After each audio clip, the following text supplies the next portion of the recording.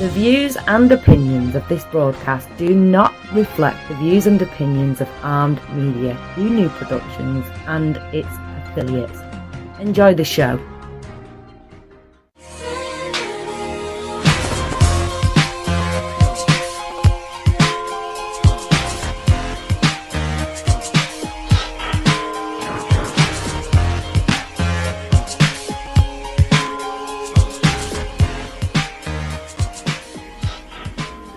Hello everybody, happy Saturday to you, and you are joining a special Saturday edition of Behind the Rope with Irina, and we have our very special guest today, a model and an actor, Hansen Horvath. Did I say it right? Yeah, Hansen Horvath. Horvath. Yeah. I'm Russian, so you can kind of, listen to Hansen, what he has to say, how he has to tell his last name.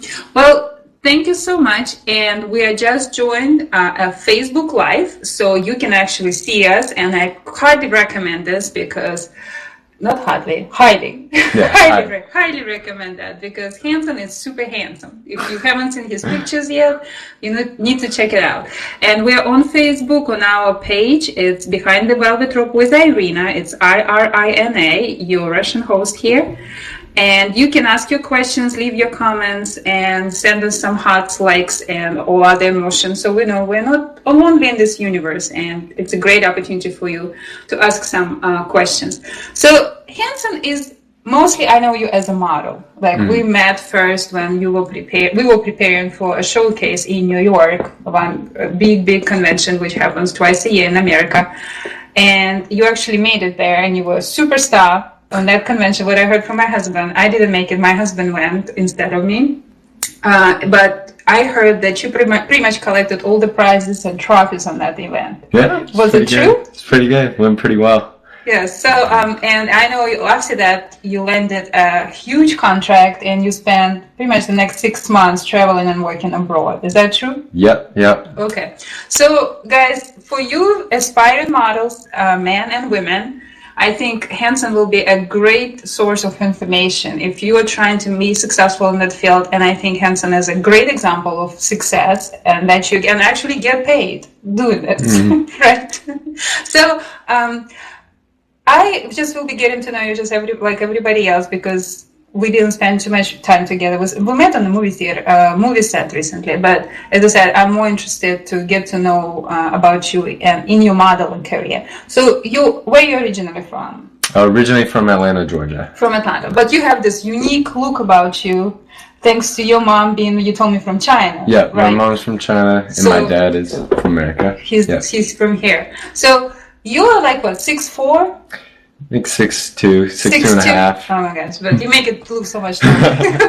So, I mean, when Hansen works in a room or works in a street, you cannot, meet him.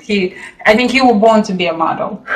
But how did it actually go about? How did you become the model? Was it your own aspiration, or people were just discovered you, or they were just bugging you all the time, asking you questions if you're modeling? How did it go for you? Oh gosh, well, in middle school, I actually started out very chubby. I was short, short, chubby, overweight.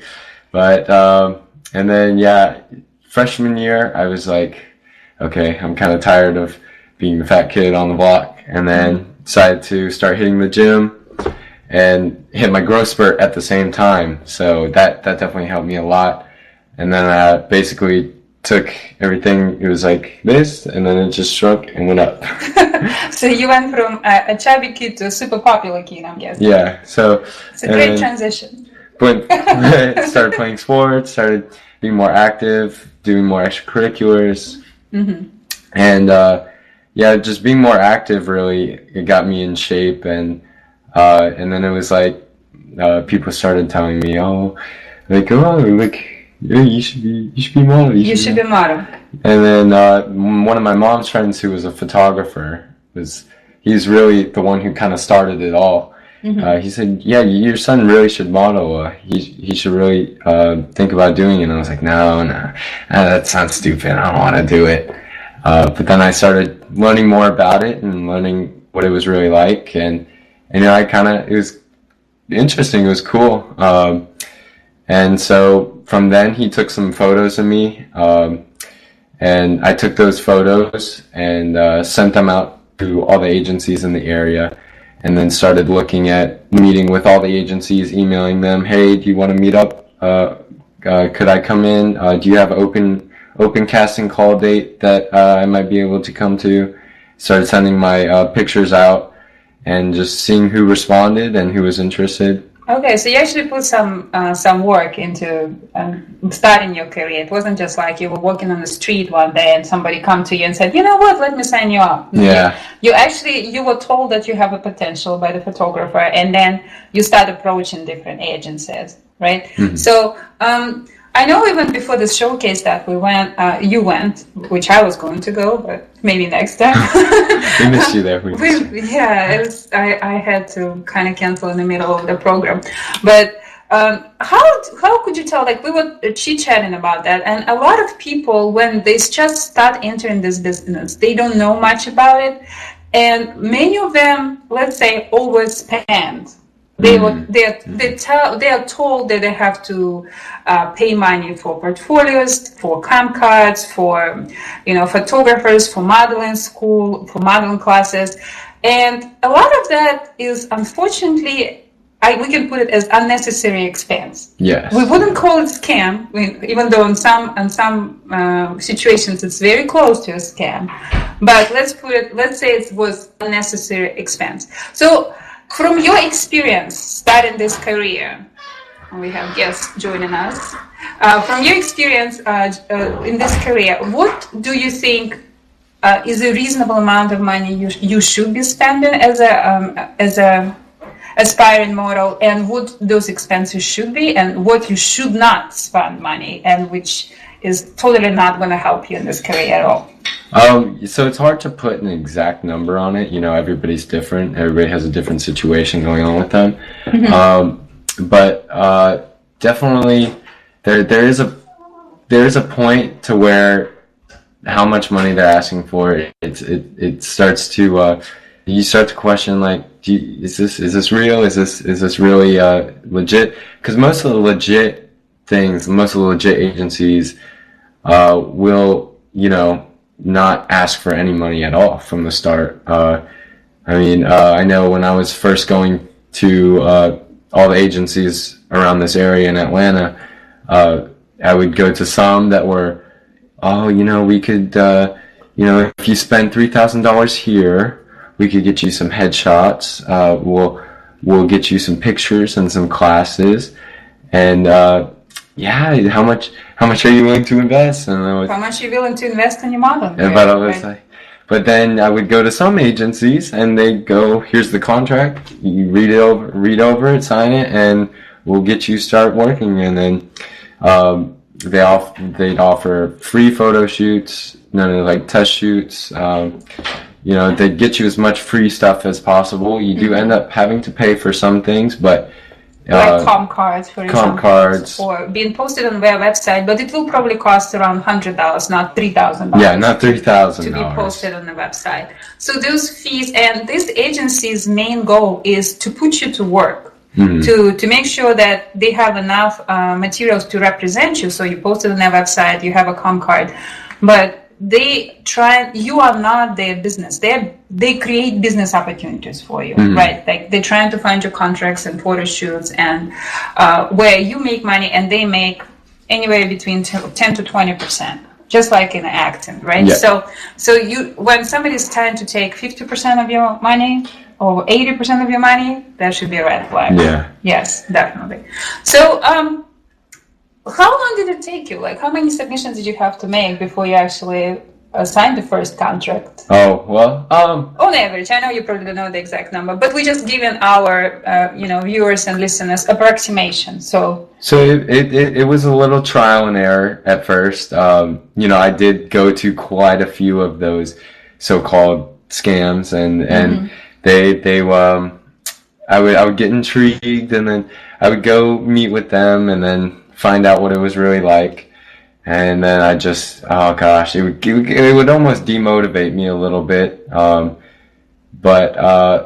once I started getting around town more and visiting a lot more agents. I visited a lot of agencies before even picking one. So it was a lot of trial and error. So you're basically saying, don't accept the first offer on the table. Do your research. Yes. Compare and find what's the best. Absolutely. What's Do the your best for you? research. Do your Absolutely. There's a lot of research to be done, and the more you know is more power to you. Okay, but when you do your research, what should the aspiring model to look for?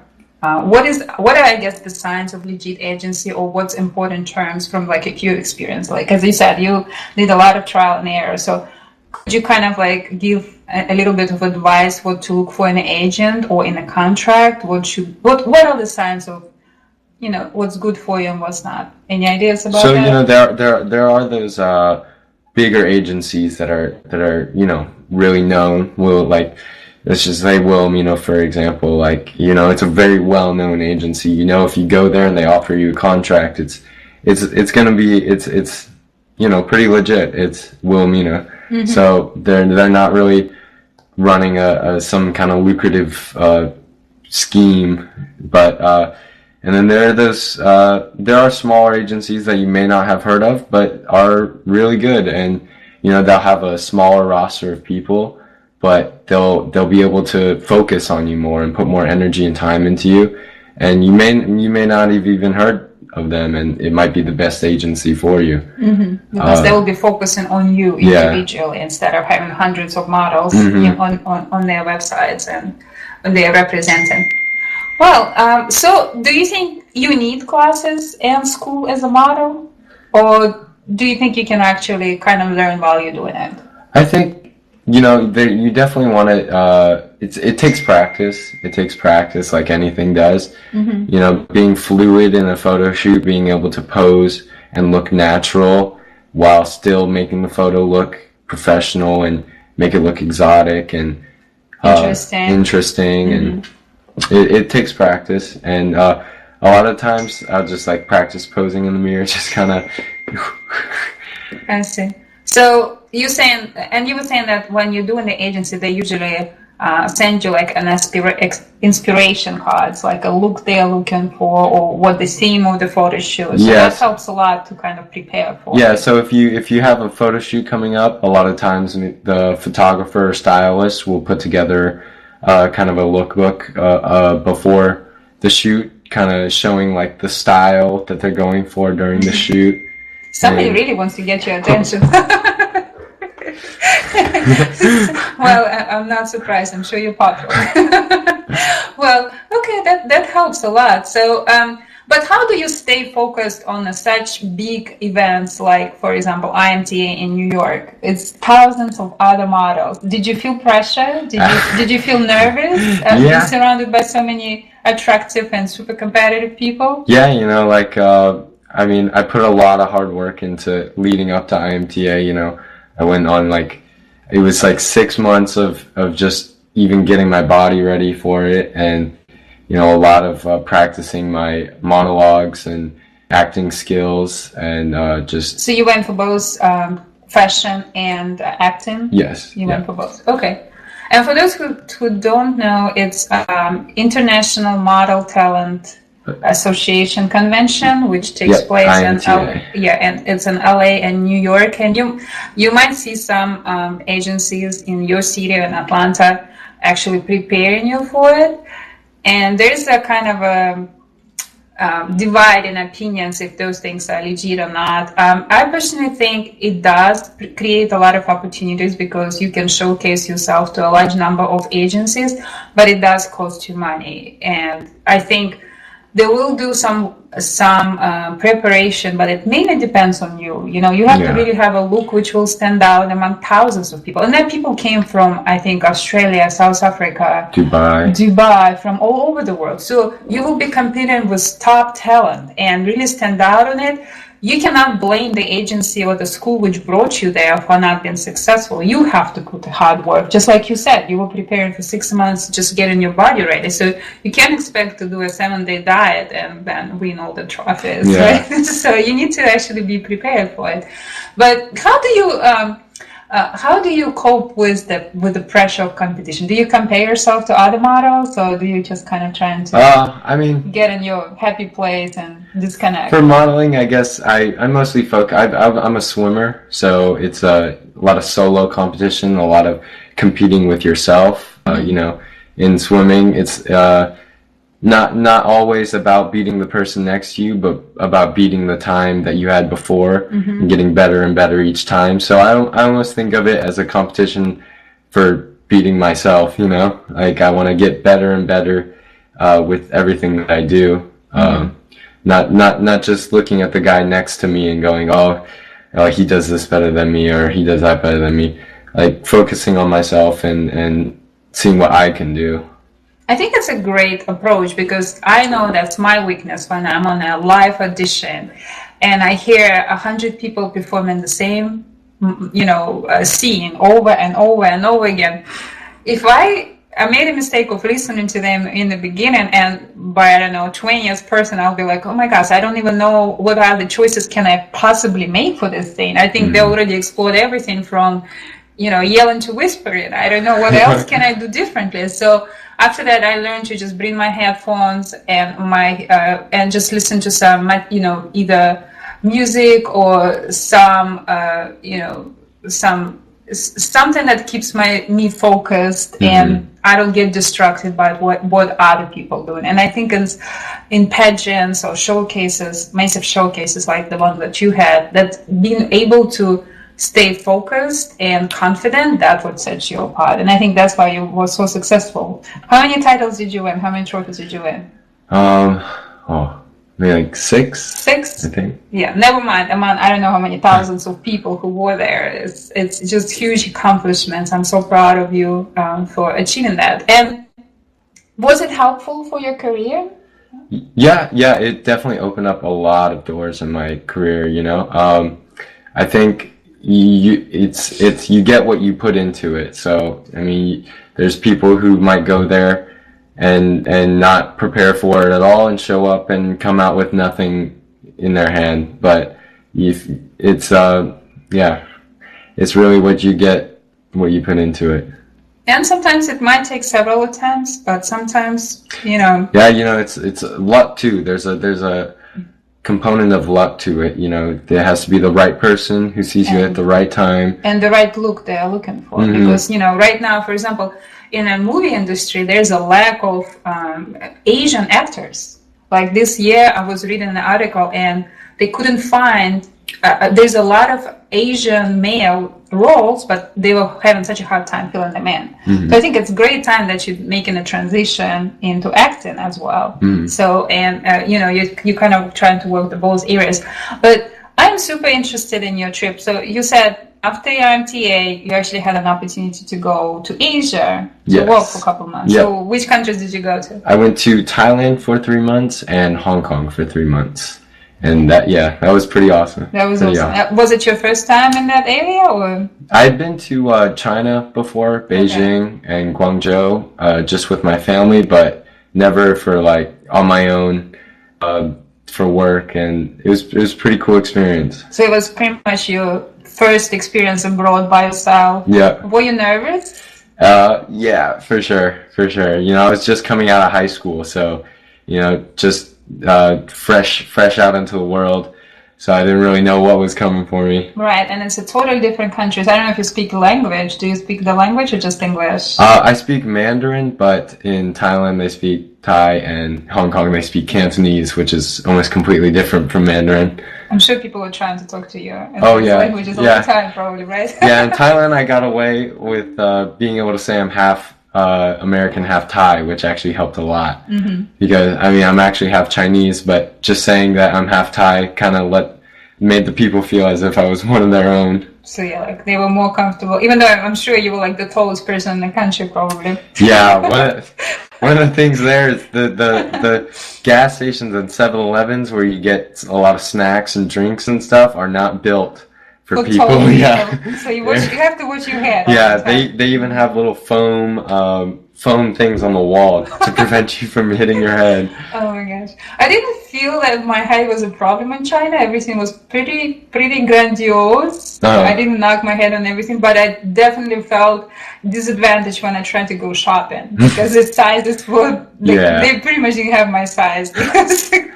And I'm pretty average size in America, but over there, they look at me like I'm an elephant in the room, you know. I was like, oh, okay, like, yeah, I am the tallest person in here, so right. So you went there for work, and I personally never worked abroad as a model. I worked a little bit in Russia and a little bit here, but I was always a local model. So for those aspiring people, models who are getting this opportunity to go abroad, what do you wish you knew before you went there? How could they maybe prepare for the trip? So definitely the language. I did wish I knew the language going over there, at least just a little bit, just a basic understanding of it, because it does help you get around and helps you, speak to the people a little bit. You bring out a little tie during a conversation and like, oh, wow. And it's suddenly a different attitude. Yeah, completely different attitude. You get a lot more respect when you kind of show that, yeah, like I enjoy this culture, I respect this culture. And I put a little bit of effort in getting to know it, so by like learning language. So I noticed, yes, even if you're on abroad and you just know how to say thank you and hello, people already look at you differently, so at least learn this in every language, I would say. That should help you out. So how was it living there? So were you kind of living with other models, or how did it go? Yeah, I stayed in a model apartment, so it was pretty cool, having all your friends kind of right next to you, and all being models, so they were all doing the same thing as you were doing, so we all kind of had the same schedules. We might have a casting together, we just carpool to the casting, and we'd often go on like dinner together, go on little adventures and stuff, explore the country and whatnot. So are those all people you were staying with were from America, or they're from different countries? All over the place. Really? That was one of the coolest parts about going there, is I got to meet people that I would have never met staying in America.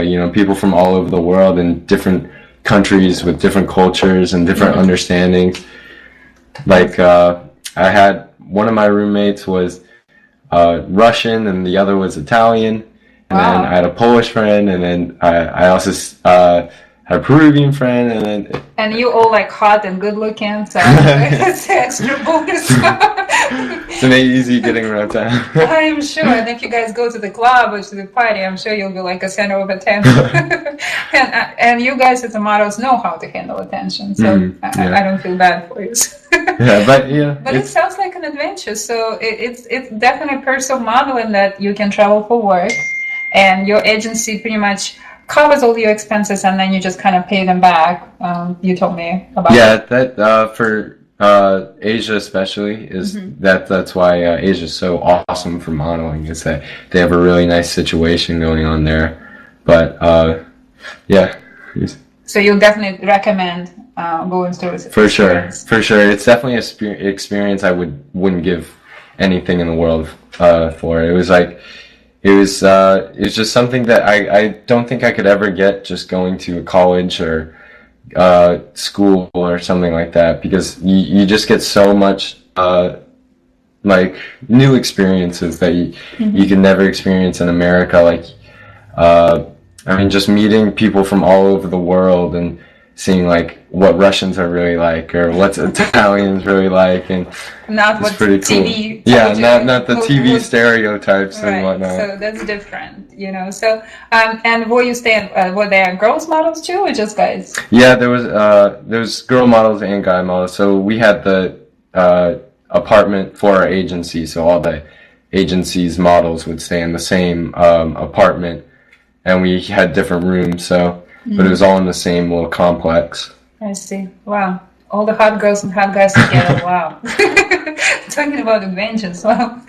Well, I see some guests joining us, so thank you so much. If you guys want to join us on Facebook, I'm saying hello to Erica and Natalie. Wow, I'm not surprised we have all the ladies watching us live. If you have any questions, I see some hearts are sent our way already. That's beautiful. Thank you. Thank you so much. But once again, you still have a chance if you're listening to us, but you want to see us. please join us on Facebook. We are Behind the Velvet Rope with Irina. Just put it in a search and you'll get to our page where you can join us live. So that would be your great opportunity. If you have any questions about modeling career or acting career, or just questions to a very handsome guy here and his experiences, that's a great time to ask us. So once again, Facebook Live. We are on Behind the Velvet Rope with Irina, and Irina is spelled Irina. I'm Russian, I know it's a different spelling, but you can never forget it once you learn it. So what's on your plate next? Well, what are you looking forward to? What are your projects coming up? What are your plans? So right now, I'm back in the States for a little while, so I get to spend some time with my family and kind of decompress after all the traveling. We forgot to mention that you actually work there. Yeah. So what is like a day of working model? Like, do you guys have a schedule for every day, or do you work a certain number of hours a week? What it's like? What if somebody's planning something, like what should they expect? So it varies a lot. So a typical day, you might have 3 or 4 castings which you have to get to, and you might start at 11 o'clock in the morning and have one at 11 o'clock, one at 1 o'clock, one at 2:30, which you have to like rush to, and then one at 4, which you have a little bit of time in between. And if you get a job that day, you might get on set at 8 o'clock, shoot until 5, 6, maybe later. Are you talking about 8 p.m. and shoot until 5, 6 in the morning? Or 8 a.m. Oh, 8 a.m. Okay, so 8 it's in kind the of morning, like after. yeah. So it sometimes can be the whole day with makeup and clothes. Yeah, so you get there, put on some makeup, they set up the set and everything, and you might shoot. It depends on the job, if it's a lookbook, you might have 100 outfits that you have to wear. In one day? Yeah. Oh my gosh, 100 outfits. I go shopping and try on 50 and I go crazy. Well, and we saw some of your work. If you guys wondering, there's some nice videos and photos we posted on our page. I think video is super cool. You guys sell that brand. What's the name of the brand? CV Homes. Yeah, you make it look so cool. I was like, never thought that denim and some scarves can look so cool, but you definitely, and especially the costume, those like sport kind of Adidas looking costumes. I was like, well, that's so Russians in the 90s. Because it's hot. Starter jackets and all. Yeah, it's those jackets, and they're still trying to be cool, but it starts getting cold, so they might put a scarf on. I was like, wow, that's really hits home for me, I think it would sell in Moscow for sure. But yeah, you definitely guys make it look cool, and good at beat music helps a lot too. So. Oh yeah, I love the song to that. The song is great. Yeah, so if you want to check out that video, go to our page and check it out. So, so you've been there. So you said you now just kind of taking a break, and you tell us taking a break, but I see you're working on set a lot. Like we just were on Dynasty recently, like this special wedding occasion, and you told me like you booked for the whole week too, pretty much. Yeah, so I think it's great that you transition into it. And your agent, he's actually a talent agent as well, right? So yes, my agent's. My agency does have a talent agency branch, and so basically really trying to use modeling as kind of a stepping stone into branch into other things, Yeah, I just hope you get some cool role on some TV series, which, that's something that will last for the next 20 seasons until you see away. That'd be cool. You start as a young doctor. Grow old. Grow old. I was just actually catching up on Devious Mates, and there's the guy who was playing the main character on Dynasty, a grand show, the rich guy. He's playing like a soap opera guy and Devious Mates, and he's talking about like, I've been on the show for 20 years. I'm like, you probably actually were. But it was so funny to see him on that show. I was like, I've never seen him with a long hair before. He looks cute, but kind of funny. I like his new look better. So yeah, guys, if you didn't watch the Dynasty, they're doing actually a new Dynasty. I know it was super popular in the 80s when we probably were not born yet. Oh, I actually didn't even know. No Dynasty was. Yeah, there was a before. Dynasty a long time ago, but now they do it kind of in Atlanta with a spiced up Dynasty. So if you never watched it, check it out. I think it's pretty interesting, very dramatic show. There's a lot going on in there. So you said you traveling somewhere too, very shortly. That's why I kind of got you on the Saturday show, because like, I don't know, Hansen might be disappearing the next couple of weeks, so we better get him now. Yeah, it depends on a couple things on where I'm going right now. So it's still kind of up in the air, but definitely will be not here for very long. You're not going to be in the States for a while. Yeah. So what's on your bucket list? Where do you want to travel? Travel? So many places. So many places. Okay. Well, one of the places I just recently really fell in love with, just seeing pictures off of, was Bali, Indonesia. It's just I have a friend there right now. He's modeling there too, and he just shows me these videos, and they just look so amazing, palm trees everywhere and just tropical beaches, and it looks so peaceful, animals running around. Wow. I also want to go, Europe, all the classic European countries, London, Paris, Milan. Well, I hope it's all in your future. I think you just need to give your management the list of countries, and they'll arrange something for you. So it's nice to work for, travel for work, and especially when you get paid while you learn the country as well.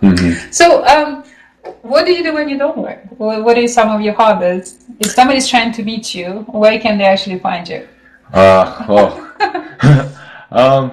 Either probably at the gym or playing video games, honestly.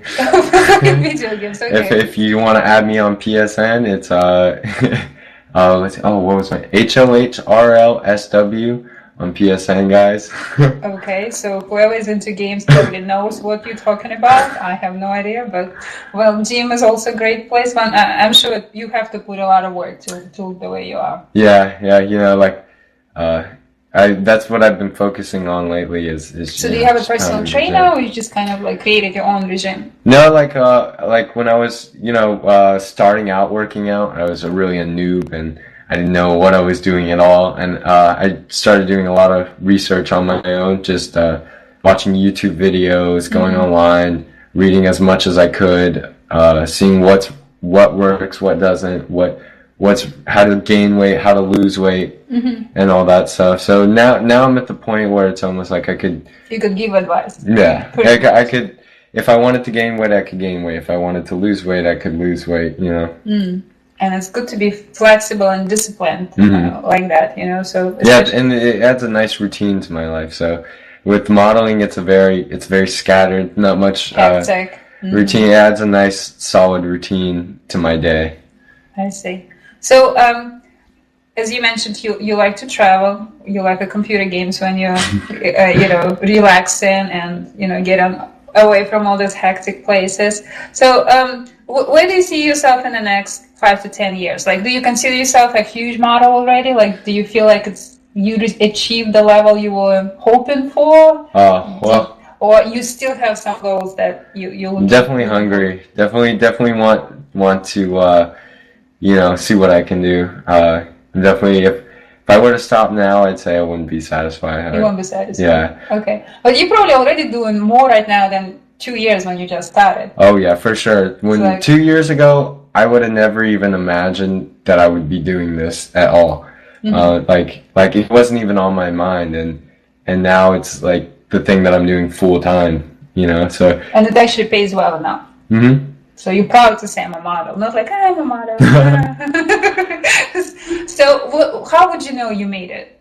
What would be the indications for it? Is it a Vogue, I don't know, men's magazine cover, or Billboard in New York? What are your high marks for yourself? I guess it would depend. I wouldn't really say there's a set bar to say that you made it, but for me, I'd like to do all the fashion weeks, maybe have a big billboard in New York and whatnot. Just the normal, the generic dreaming kind of things. Okay, when the people start asking you for your name and they just recognize you. Yeah, that would be cool. That would be cool.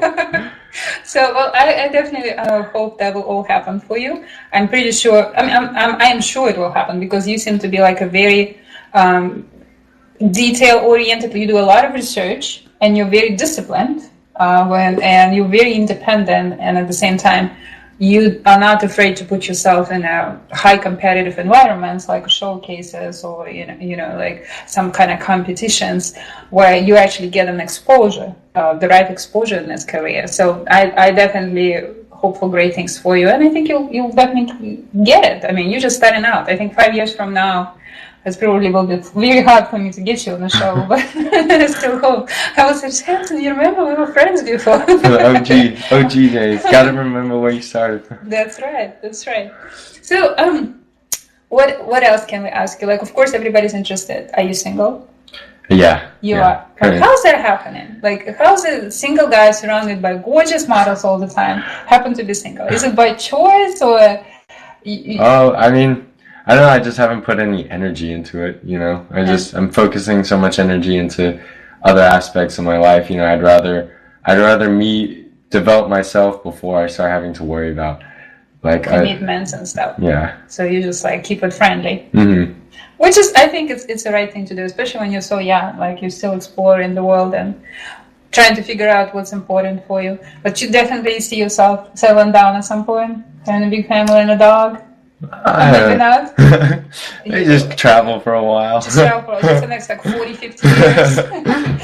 When you visit every country in the world, then you might think about it. Yeah, cross everything off my list. Okay. So what else on your bucket list? Do you have like special dreams like you?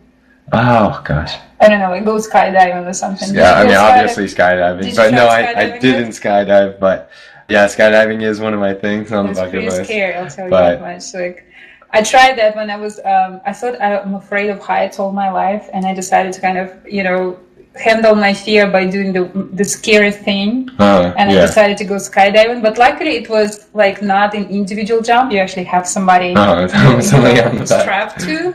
Yeah, and you actually don't have a choice. But, by the time we were going up in the air and I was like 5,000 feet up and I'm thinking like, what the heck am I doing? I actually paid money to do that. It's scary. I can die. Oh my goodness. Please take me back. You don't have to refund my money. I promise. But the best part about being strapped to somebody is that actually it's not up to you. What's going to happen next? It's out of your hands. It's out of your hands. They're just going to jump and kick you out and you just go there together, but it's definitely worth it because it's less scary than I imagined.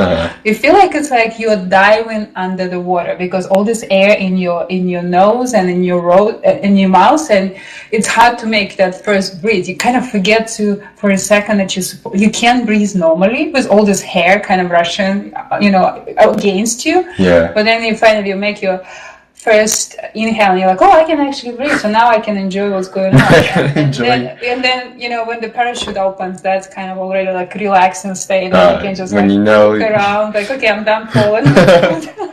I'm alive. So I'll definitely recommend that. So what else is on your to-do list? What do you like to do? Definitely climb a couple mountains, maybe. Okay. Gosh, I haven't really thought about that. You didn't thought about it? Okay. Been focused so much on, trying to work. To work, yeah. So you don't think like, how am I going to spend all that money Mm-hmm. after I made them all? So what's your favorite? Is it runway shows or actual photo shoots? Because I know you do both a lot. Oh, I love runway shows just because you get to meet like so many of the people that are around you. Because when you have a fashion show, they're probably casting. Most of the models are in your area too, so you get to meet a lot of the people that are right around you. And in Thailand, it was almost like a community of models, because nobody really speaks the language, so we can only speak to each other. And so it almost became like a community. Like we'd all have the same places that we'd go to dinner every night, and so you start to see the same people. And I even saw the same people I had in Bangkok, maybe like 5 or 6 of them I saw in Hong Kong. And a lot of my friends say, yeah, that starts to happen when when you start traveling a lot, you see models that you met in other countries, and you'll meet them halfway across the world in the same country. It's just kind of like acting. Every time you go on set, you start seeing the same faces frequently. So you kind of like this, film community, modeling community. You start meeting a lot of people and networking and connecting with them, of course. Yeah, I mean, I personally like the runway shows less because they tend to do these crazy things with your hair and makeup. Oh my god, it's like, especially with girls and my long hair, I don't know why they start teasing it and putting so much all kinds of stuff in your hair. And then I can imagine for girls it's a lot more hectic than it is for guys. Yeah, and it takes hours. And like for you guys, it's easy. Like, it's easy, how much they can mess up your hair? But for me, it's always like, goodness. And sometimes the men or stylists are the worst. I was like, you know what? It's not a wig. It's actually attached to my skin, and you're pulling it right now. So go easy on me. But yeah, like sometimes this makeup and crazy clothes they come up with, I'm like, oh gosh, I have to wear all this today? Really? Yeah. So how do you go about those crazy designs which you personally would never put on or wear? I've definitely had quite a few of those photo shoots. So how do you feel, and how do you, because like on my face, I have to really work hard not to show on my face what I'm thinking. So how do you go about something that you don't really admire, let's put it this way? Yeah, like if it was something that was really bothering me, I might say something about it, but I can put up with, like, it's not really putting up, if I might not think it's good, but it might turn out really good on camera. So I'm not the photographer or the stylist here, I'm just the model, I'm just the muse. Okay, muse for the photographer to do what he wants. So you're pretty much just trying to go with the process and don't bring your opinion too much, right? Because I've seen some crazy male model fashion shows recently. Yeah. Oh my gosh, things they put on guys. I'm like, okay, why are you making him to wear the dress? And I don't know if it's maybe a bikini or what is going it's high on. fashion. What is going on here? And I understand a lot of this is an art. It's just a creativity process. It's pretty much a competition, and nobody ever done it before. I just was watching this one show when they actually had two models strapped to each other work on runway shows. I saw that. You saw that? I was like, oh my God, thank God I never had to do that, because first of all, I don't want to carry anyone around, and definitely don't want to hang in that pose neither. For somebody to carry me. I mean, yeah. But it's creative. I've never seen it before. So this person is definitely the talk of the town right now. It's like, and I think it's what a lot of designers are going for. It's like, if you want to notice, like, at least know my name after this crazy show. Standing up. Oh, what's that? Yeah. So yeah, I mean, but I think you're right about this trying to be as, you just kind of go with creative idea of people who you're working with. They just trust their judgment, and yeah, in many cases it works out better than what you expected, probably. Who knew that the scarves and some of those things that you guys will wear and go so well together. Somebody actually had that vision and put it together. So yeah, so that's great. So tell me, what was like the craziest experience on your trip to Asia? Like something that you were like, wow, this is like a life changing, or like a life experience. Anything stands out? I had so many crazy experiences. Something that is legal. Something that we can actually put in the air. Let's see. Something that was like unexpected and fun. And if I had to choose one, it'd be just exploring the city of Bangkok and just seeing like what it's like. It's so different. And over here in America, like I grew up in Alpharetta, so all I kind of knew was that little bubble that I grew up, and just getting thrust into that city where it's almost like a jungle, like a free-for-all there. I mean, if they're driving the way that people in China are driving, oh my God, that is kind of insane too. See, there they have these scooters that they drive, and there's so many scooters. It's like a mob of scooters on the street all the time.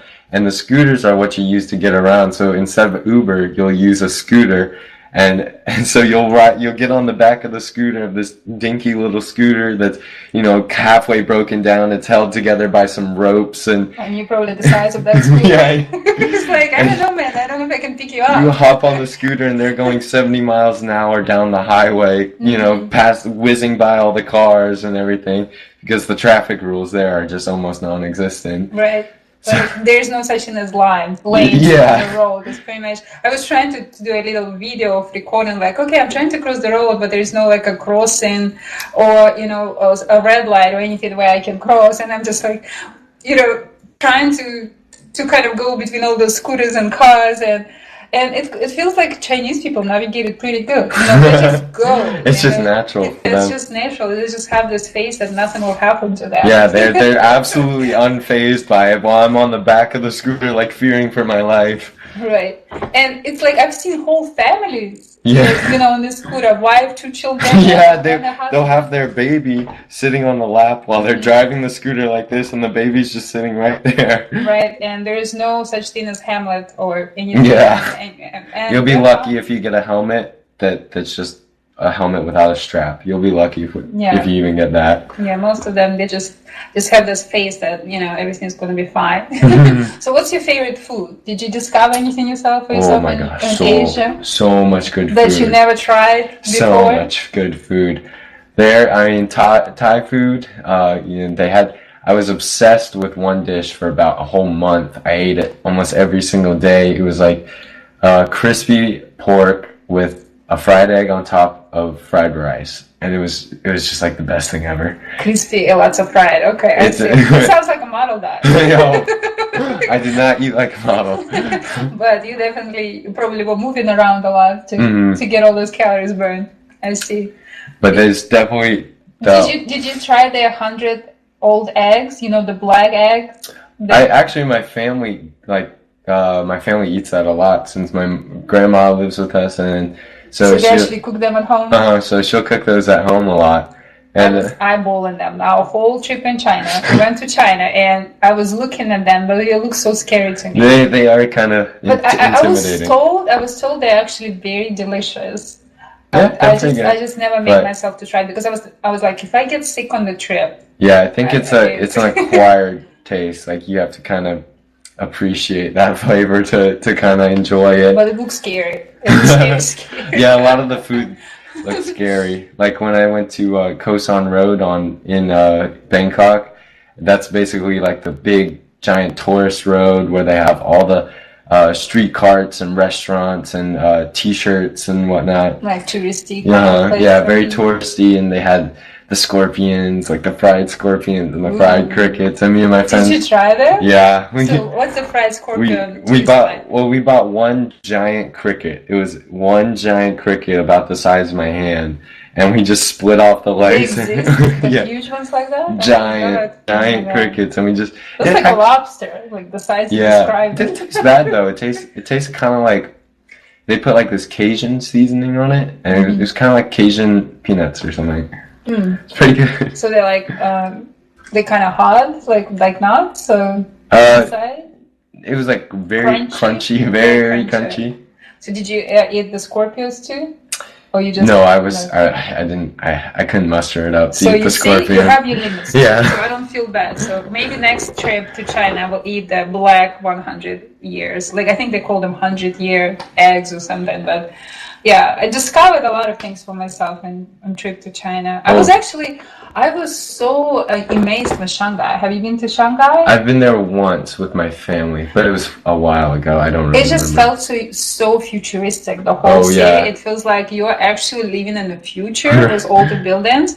And all the people in the city felt like they just stepped out from like a fashion magazine cover. Really? They were very fashion oriented, like they would dress so well. And I understand it's like a big economic center. There's a lot of money in that city.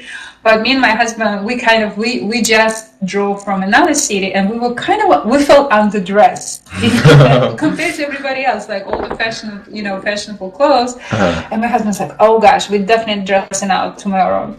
But tomorrow we only spent a couple hours in Shanghai, and then we went to I think Sanju or somewhere else, some different city. I was like, wow, these people are really inspiring you to dress nice. Dress well. And I remember that's how it used to be in Moscow. Like when I would come to Moscow like 10 years ago, like would see those girls in high heels and all these beautiful clothes from Italy or France or Russian designers. And in Moscow, it felt like a constant runway show everywhere on the street you go. But recently, I noticed that it's like a casual style more picking up, and I was like, "How comes I'm almost the only girl in high heels this summer?" It's like all the younger teenage girls, everybody pretty much wearing just the flat shoes, like kind of sporty looking shoes, And I'm like, why did I spend all my life in high heels, and now when you could have just worn. And now this generation just allowed to wear no heels at all. Like, what's up with that? We were suffering all our life. But to my benefit, I guess, I'm really good in high heels. I can pretty much do anything in them, run and skate and whatever. Oh, yeah. Because you start wearing them since pretty much 10. But I think it's a kind of a great trend that people are more concerned with comfort than trying to impress each other.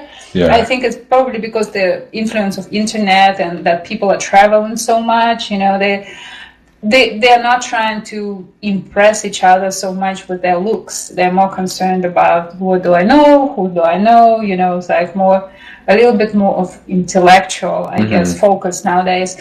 But I still kind of miss those beautiful girls on the streets, like when everybody was so dressed up. So that's what I noticed in China, in Shanghai. I was like, wow, everybody's really trying hard to impress each other. Even the buildings, like you go in the hotels and you're like, wow, this is huge. I mean, everything is so perfectly clean and shiny and beautiful. You're like, wow. Yeah. So if you guys never been to China, I highly recommend to check it out. That was completely not what I expected, because you would think China is the most populated country in the world. So I would think like I would be constantly knocking on somebody. And, there's like, you would expect all those mosques everywhere and it's like being pretty dirty. But to my surprise, it was super clean.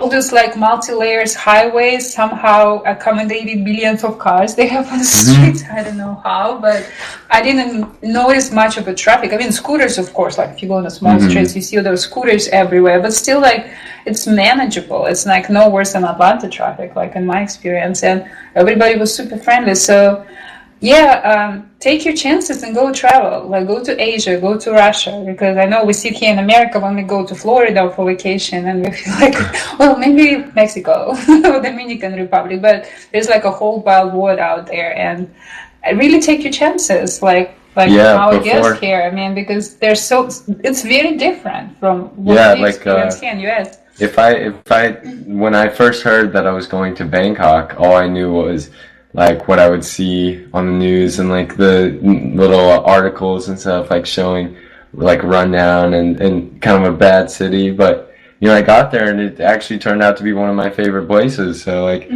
So what was different? What were you expecting and you didn't see there, and what was you not expecting and pleasantly surprised in Bangkok? So it was a lot more developed than I thought it would be. Like there were like the more rundown parts of town where you could tell the buildings are definitely not up to code, and but the people there are extremely friendly, especially to foreigners, and like since the people are so friendly, it just makes getting around in the city so much more enjoyable than say in a big bustling. I mean, it's still a big bustling city, but you get treated so much of a different way than in Hong Kong, let's say, because in Hong Kong it's so small and there's so many people. From so many other countries. Yeah, it's just bustling. It's bustling. There's no like eye contact between people, but there, people smile at you. And it's I stayed in this area. When I first got out of the bus, I got out onto the alley. They dropped me off onto this alley. And I got out, it was like 2 a.m. in the morning. Oh my God, and I looked scared. I looked around, there was a cat like crawling through the alley, and I was like, oh no. And then I walked up to the hotel, and the hotel actually was very nice and very developed. So there's some parts of the city that I would stay away from, but a lot of it is very, very cool, very, It's very interesting. That was kind of my experience because we find out in China we couldn't really use our credit cards in like small places. Yeah. And I don't know how I left my cash in the hotel. So I was actually trying to find a bank with ATM or something. So my husband totally freaked out. He's like, I don't know the city. I wouldn't go anywhere. I will just stop here. I'll just stay hungry. And I was like, okay, I'll try to be adventurous. So I found two girls and I was like, start talking to them. And they actually happened to speak English and they give me directions. They looked at their phone and it's like, oh yeah, it's like there's a bank like, walking distance 5 minutes away. And I actually adventured going to the bank. And we came to the bank. People do speak English once again. And they explained us everything. And everybody was super helpful in the hotels and the streets. And I don't speak no Chinese, but I still was able to walk around and get some food because we were like, okay, let's go to McDonald's. We expect them to be as Americanized as possible. Yeah. And what we end up with is a touch screen, super futuristic, where you are interacting with a huge touch screen where you choose your order. But then at the end, where you're trying to stick your American credit card, it says, no, I'm sorry, we don't we take only Chinese or like iCards, like on your phone, on your iPhone. And I'm like, oh, shoot, I don't have either. But they're like, oh, we can take cash too. And I don't take that neither. So yeah, it was an adventure. But I'm glad we had it because it gave me a chance to interact with people in the country and actually learn how everybody was friendly and helpful. So. Yeah, that's why I'd say definitely like take some chances on some adventures, like right outside where I stayed. I actually moved from one apartment to another, and the second place that I stayed at, it was like in the middle of nowhere almost, and the only thing around it was our building, and then there was like a chicken farm next to it with dirt roads. And you could hear the chickens being killed in the morning, getting their heads chopped off in the morning. And then if you just went, So we have like about 20 seconds. So it's a very interesting place to stop with the chicken dying and screaming. But we will have to come back to continue this story. I'm sorry, Hansen. So thank you so much for joining us. We will finish the story on the Facebook Live, but we unfortunately have to end our program on the radio. So thank you everybody who joined us, and we'll see you next week on Friday with my next amazing guest. Please come to our page and find out. Thank you. Thanks guys. Have a great time.